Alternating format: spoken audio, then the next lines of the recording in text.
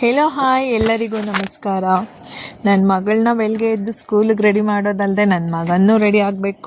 ಅವನು ನಾನು ಸ್ಕೂಲಿಗೆ ಹೋಗ್ತೀನಿ ಅಂತ ರೆಡಿ ಆಗಿಬಿಡ್ತಾನೆ. ಈಗೇನೋ ಹೋಗ್ತಿದ್ದಾನೆ, ಮುಂದೆ ಏನು ಮಾಡ್ತಾನೋ ಗೊತ್ತಿಲ್ಲ.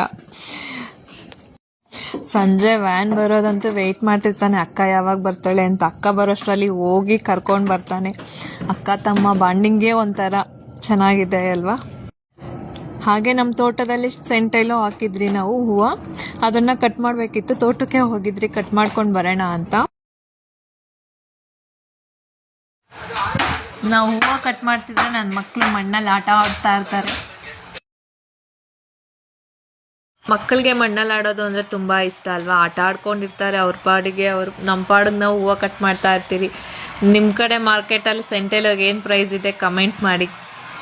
ವಿಡಿಯೋ ಇಷ್ಟ ಆದರೆ ಲೈಕ್ ಮಾಡಿ, ಶೇರ್ ಮಾಡಿ, ಕಮೆಂಟ್ ಮಾಡಿ.